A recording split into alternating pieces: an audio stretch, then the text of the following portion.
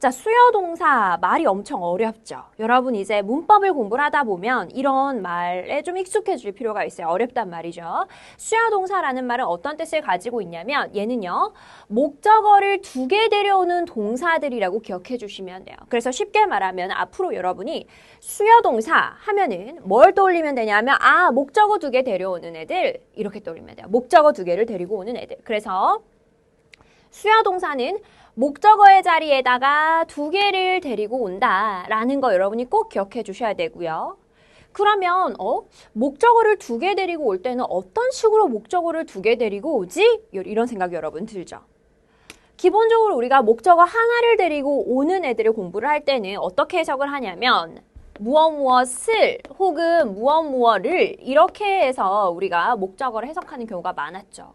그런데 지금 목적어를 두 개 데리고 온단 말이에요. 그러면 을률에 해당하는 애 하나가 있을 거고 을률에 해당하는 말 말고도 다른 목적어가 있어야겠죠. 그럼 그 목적어가 뭐냐는 거예요.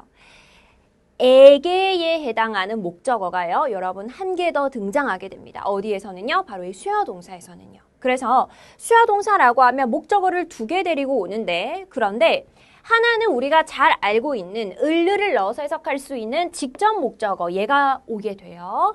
또 다른 하나는 뭐냐? 이게 이제 중요한 거죠. 에게에 해당하는 의미의 간접 목적어가 오게 됩니다.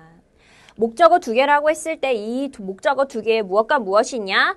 직접 목적어와 간접 목적어가 있고 얘네들을 줄여서 이렇게 에게에 해당하는 간접 목적어 있죠? 얘네들 뭐라고 하냐면 그냥 간목 이렇게 불러요. 간목. 그 다음에 을률에 해당하는 애는 직접 목적어라고 해서 직목 이렇게 그냥 여러분이 기억해 주시면 돼요. 그래서 영어로 쓸 때는요. 직접 목적어 예를요. direct object라고 해서 DO라고 표시를 하기도 하고요. 간접 목적어는 indirect object라고 해서 IO 이렇게 표시를 하기도 합니다. 근데 여하튼 간에 수요동사라고 하면은 목적어를 몇 개 데리고 온다? 두 개 데리고 온다. 요거 기억을 해주시고 그 다음에 그럼 그 두 개에 해당한 애가 무엇이냐? 직접 목적어와 간접 목적어인데 그런데 직접 목적어는 우리가 평소에 잘 알고 있었던 을류를 넣어서 해석하는 바로 그 목적어. 그 다음에 간접 목적어는 에게를 넣어서 해석하는 목적어. 이렇게 생각해 주시면 되고 새로운 내용은 간목이라는 거. 요거 기억해 주시면 돼요.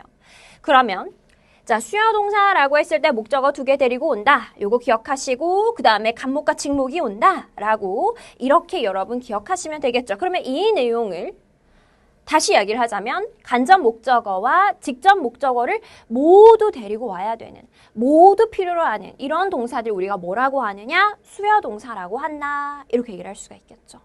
그래서 자 다시 좀 얘기합니다. 수요동사라고 하면 뭐라고 얘기를 하면 돼요? 목적어의 자리에 두 개가 와야 되는 건데 그런데 이 두 개가 무엇과 무엇이냐? 직목과 간목이다. 그리고 수요동사는 몇 개 필요하다? 직목과 간목이 필요하다. 두 개 필요하다. 목적어가 두 개 와야 된다. 이렇게 이제 기억해 주시면 되겠죠. 그러면 자 수요동사라고 하면 쌤이 목적어 두 개 데리고 와. 요거 기억해 라고 이야기를 했는데 이제 순서를 기억을 해주셔야 돼요. 그래서 여기에서 이제 우리 친구들이 반드시 기억해야 되는 게 무엇이냐면 수요동사가 쓰인 문장일 때 문장의 구조가 어떻게 되냐는 거죠. 제일 앞에는 주어를 쓰게 됩니다. 그 다음에 뒤에는 무엇을 쓰게 되냐면 수요동사를 쓰게 되겠죠. 동사가 오는 거예요. 그 다음에 순서가 어떻게 되느냐? S 쓰고 나서 V 쓰고 난 다음에 주어를 쓴 다음에 수요동사 쓴 다음에 첫 번째 자리에 뭐 오는지 보세요. 첫 번째 자리에는 간목이 먼저 옵니다. 그 다음에 두 번째는요. 직목이 와요. 자, 이 순서 기억할 것. 그래서 이게 정말로 중요해요. 요 순서 있죠. 첫 번째 주어 쓰고요. 동사 쓰고요. 그 다음에 뭐 쓴다고요? 간목. 간목에 해당하는 게 뭐였는지 여러분 생각해 보세요. 간목은 뭐 넣어서 해석한다고 했냐면 에게를 써서 해석한다고 했죠. 직목은 뭘 쓴다고 했냐면 을류를 쓴다고 했죠.